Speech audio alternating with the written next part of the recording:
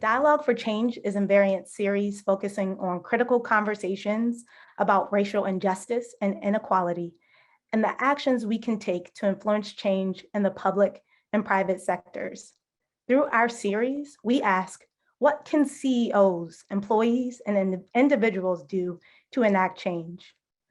I'm excited about today's discussion that will focus on how America's largest and most diverse living generation, Gen Z, is influencing conversations about diversity, equity, inclusion, and belonging, and what that means for the changing multi-generational workforce in the future. As a millennial born on the cusp of Gen Z, I've seen firsthand how my generation and Gen Z are driving and changing workplace and societal conversations. We are pushing earlier generations on their ideals and charging them to align their actions with their values. We are driving accountability within the public and private sector and are using social media platforms to amplify our message. It is very clear we want change across all of our systems, and we are committed to pushing for that change. The experiences of multiple generations are deeply personal and unique and impossible to define in broad strokes. But as America grows more diverse and inclusion and belonging become a central point of discussion for broad systems solutions, these experiences become even further intertwined and generational tensions become even more apparent.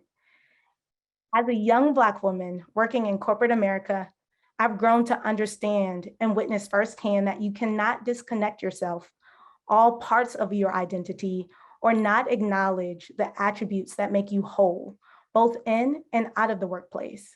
The intersection of ethnicity, age, generation, religious affiliation, gender orientation, family background, and all the other experiences that allow us to have a perspective that no one else has.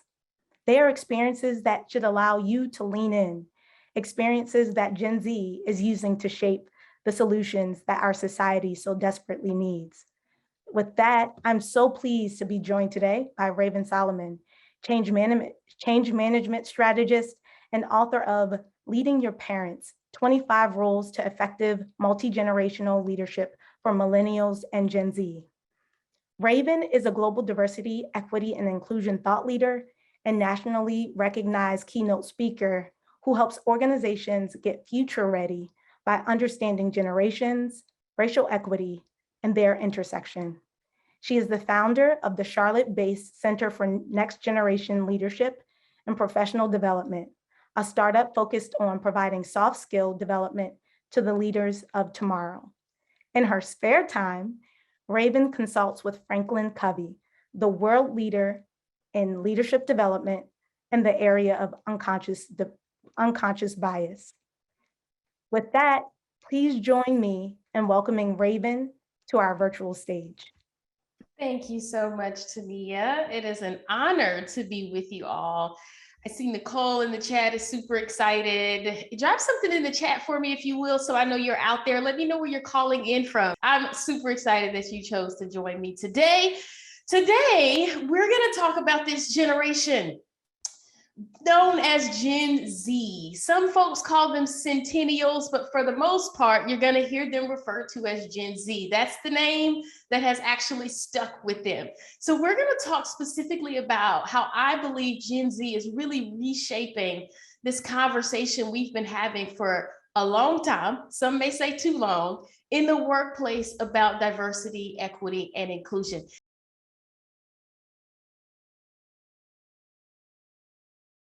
To begin our discussion, Raven, I'd like to hear what reactions you usually get to this presentation or to your book. How are people generally surprised about the data that you present and the information that you present about Gen Z, or what is their reaction? Yeah, there's definitely usually a lot of surprise. Folks don't typically know just off the bat, you even said it in the top of our conversation. I think when you were introducing the session, you mentioned that Gen Z was the largest living generation. And still, we only had 9 people get it right. So most people just don't know the gravity of this conversation that we're having. I think it also, after the surprise, there's a space of just awareness where folks begin to understand not just why this conversation is so critical, but understand the tenets of it. And then I think there's this desire to go do something about it. So there's some motivation that tends to come out of it. And a lot of folks are also, especially if they have Gen Z children, they feel this validation. Oftentimes they're like, yes, my child is not weird, and all of the things like, yes, you are right. I live this every day. And it also serves as some confirmation for me too, because again, data can take us far, but it doesn't take us all the way to the end of understanding individuals. And so it's always confirming for me when folks are able to share, how they see this information come to life in the engagement they have with their kids, et cetera. Yeah, I mean, especially because I define myself like through the Gen Z lens, I can understand how people are so surprised by the information that they receive. And speaking of that, like during the conversation, you talked a lot about purpose and how Gen Z and both millennials are driven by purpose, by values. To what extent do you see these values playing out in the workplace over the next years or even decades, and how it changes the workplace? Yeah. I think you kind of alluded to it a little bit when we were just chatting backstage, if you will, but every generation has been driven by their values. That is factual. So there's nothing different about the fact that Gen Z has values and they're making decisions based upon those values. What's different is the values themselves, right? And so boomers valued things like hard work and loyalty to company, respect, those types of things. And they made decisions based on that. Gen X valued differently. They valued balance and autonomy and self-reliance and career instead of company. Now, millennials and Gen Zers, you see really valuing me over career, over company. So it's like if your career, if the career you're offering me and your company goals and all the things doesn't align with my sense of fulfillment, my sense of purpose, what I want, my wellness, etc., then I'm going to leave, right? But we also see them being very driven, as I mentioned, by meaning and purpose. So if I can't find a sense of meaning in the work that I'm doing, I'm also going to leave. So we see them making decisions based on the different values that they have. And then I think inclusion, equity, and belonging are pretty much all encompassing of that, right? If I value me over career and over company, then you've got to be inclusive of me and all of me, right? Where I am in my stage of life, what matters to me, how I dress, how I naturally show up in my fullness, all the things, right? So I think companies are going to need to provide just clear paths to meaningful work for them. They're going to need to demonstrate commitment to DE&I through action, as I mentioned. And then I think they're going to have to provide flexibility and balance so that folks can be their whole selves. Yeah, and I think as we've seen in the media, like following the killing of George Floyd, right? Like you had this uprising, more of an uprising of Gen Z millennials, really a lot of people who focus on equity, driving these conversations and driving this change. But also during the COVID-19 pandemic, we saw a lot of people were like reconsidering their jobs, reconsidering like what they want to do in society. And so I think it's really interesting to connect like the values purpose piece with what we see going on currently in society. Right. And with that, like after the killing of George Floyd, and you talked a little bit about this during your presentation, we saw a record number of companies make public commitments to DEI. Yeah. And though there may have been good intentions there, millennials and Gen Zers started really taking to social media to criticize companies on follow through. As companies consider DEI more broadly, what should they be doing differently? And what should they be doing more of to attract the growing pipeline of Gen Z talent? Yeah, yeah. I think they need to go to the generationalview.com and listen to that series from Gen Z, because they tell you exactly what you should be doing. But a couple of things stand out to me in particular to answer this question. One of the things I think companies have to do, especially around this DE&I conversation, is you gotta be transparent. I mentioned how distrustful and cynical, apprehensive, whatever word we want to use to describe Gen Z, that they are at this moment for various reasons.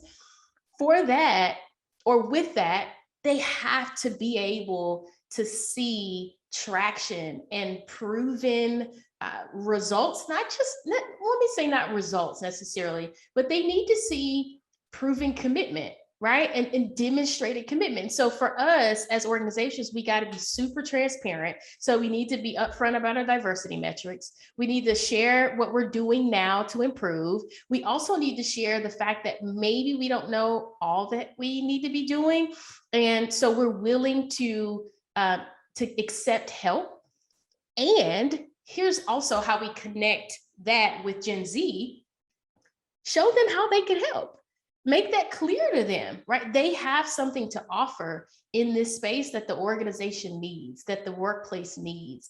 So how can you show them that you have space for them to be able to contribute? Remember, I mentioned that passion earlier, right? How can you show them a place for their passion to help you move in the direction of inclusion from where you are now? And you also have to follow through on equity creating actions everywhere. That's the workforce, that's the workplace, that's the marketplace, that's community, and that's your supplier base. All of those areas need diversity, equity, and inclusion commitment, traction, and action. And so there's plenty of ways that they can support and help in that. And then also you need to, pay the right people, the right experts and contractors, consultants to help you along the way too. Because Gen Z can't do it all. Your organization can't do it all. You also need experts who do this work. And during the conversation or during your presentation, you talked about like the differences between generations and what their expectations are. And we alluded to it in a few different questions. And this is a question from one of our attendees today. How can companies best support, individuals best support multi-generational teams when members from different generations are in conflict? Yeah, that's a good question. That's a really good question. And I think one of the lowest hanging pieces of fruit that exist to do that, to really bridge or close the gap between generations that exist in every workforce, is conversation, like intentional conversation set aside, because that conversation is what leads to connection. And that connection is then what leads to empathy. And that empathy inspires us to make changes in our behavior. And so I use this video oftentimes when I'm teaching on generational differences and how we essentially close the gap. And in the video is funny, but it's also very powerful, because what happens is there's this gentleman who is a millennial, I believe, in the video, and he's coming to the table and he's asking them to take a risk on how they promote their business. He's like, hey, you got to start doing Reddit and Facebook and all of these things. And everybody's like, what does that mean at the table? And they're all from different generations.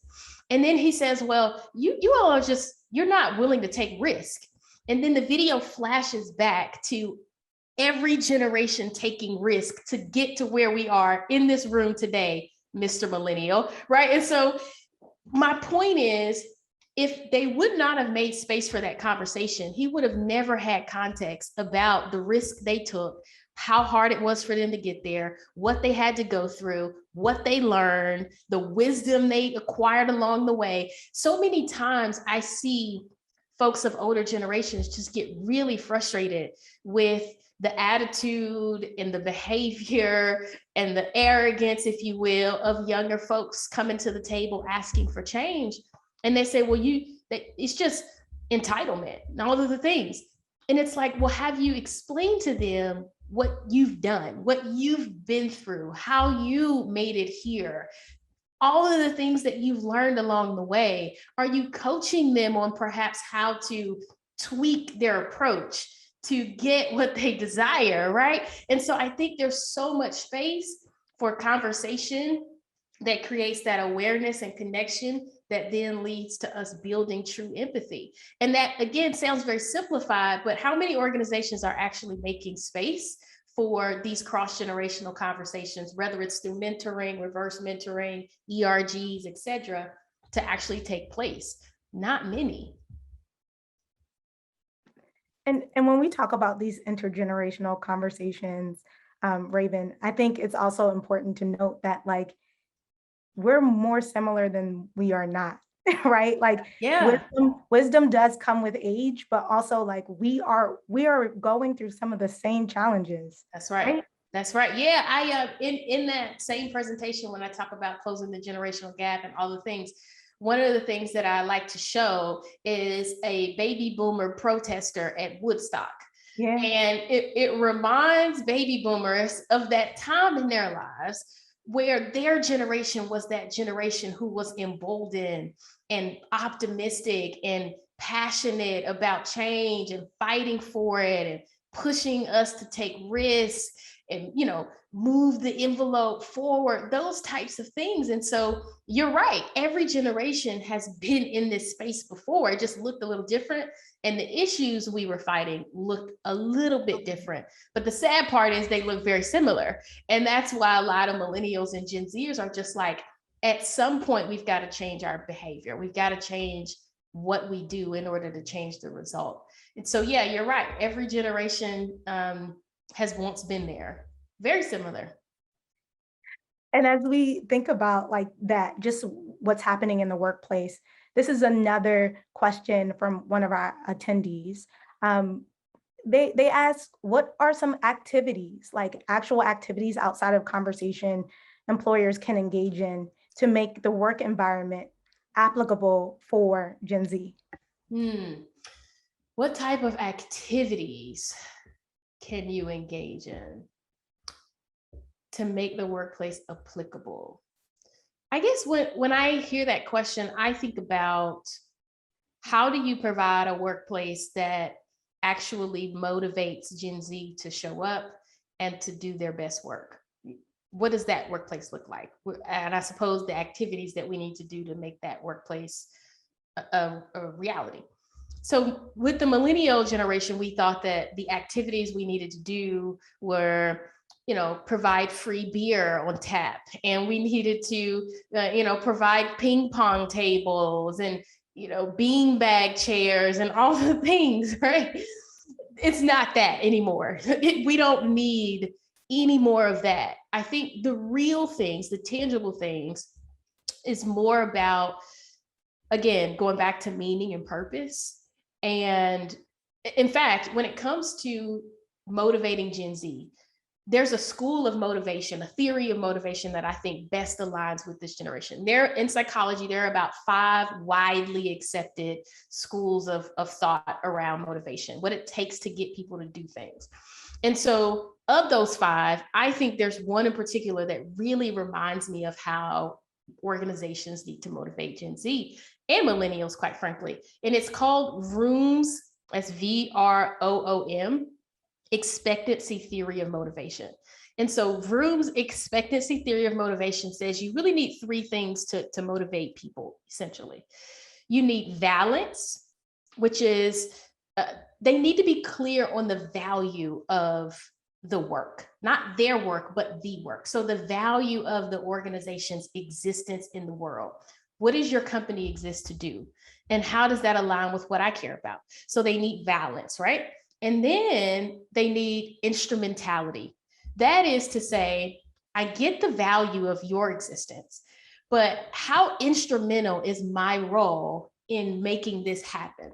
So I've got to have this connection between the things I do every day, even if that's just checking a box, the things I do every day, how that actually contributes to the value of your organization at large. And then the last thing is, it's called expectancy itself. And so it just speaks to, I've got to be confident enough that the things I have, the skills I have, the capabilities I have prepared me to effectively do my instrumental role to then help the organization achieve this value in the world. And so when I think about the activities that an organization needs to do to create this culture in which Gen Z is able to feel motivated and do their best work, I think about, hey, you've got to be clear in your employer branding about what it is you do in the world. And you got to make sure it matters and that it's articulated in a way that's clear enough for them to get. Then you got to make sure that their role is clearly connected to that vision.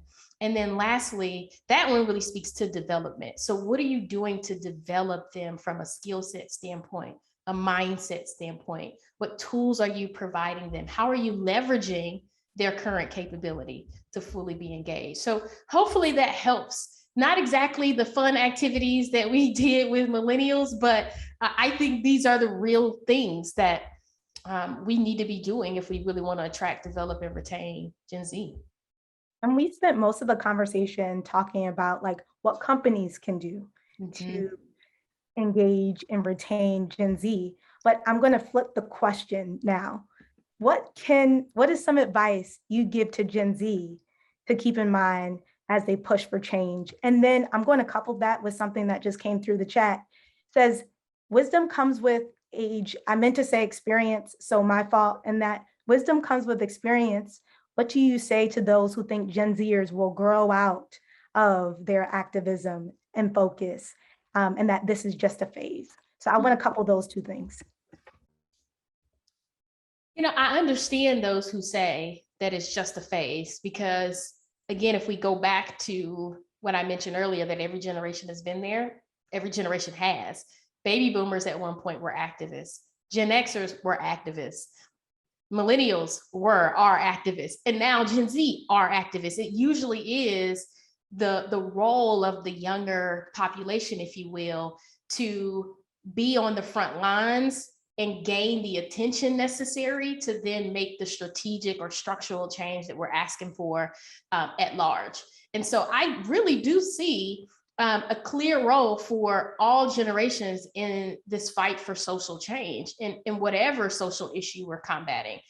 The role of young folks has, again, historically been to make the noise, to garner the attention, right? To make sure that folks understand and know, to scale the message, all of that.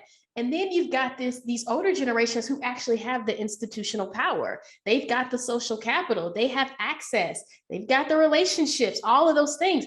So they're going to be the ones to help create that strategic long-term change. Their wisdom challenges our optimism sometimes, right? They're going to be the ones to help us flush out this ask that we have of whatever power structure that we're asking something from, to make sure that it's actually doable, sustainable, that we've considered infrastructure and all of the things, right? So I think there's room for both, and hopefully that kind of answers that question. But yeah, there's definitely, it might be a phase. We don't know. I think it will be, everybody gets to a place where we have to make different decisions based upon more stakeholders. I'll say it that way. So things change in our lives. So if you ask an Xer, in fact, I keep pointing back to my podcast, but I had a conversation with a group of, specifically in this case, it was Black Gen Xers. And I asked them about that sandwiched identity that they have, right? You've got this older generation who sacrificed so much for you and you feel like the beneficiary of that. And then you've got this younger generation pushing you like, hey, you're now the SVP.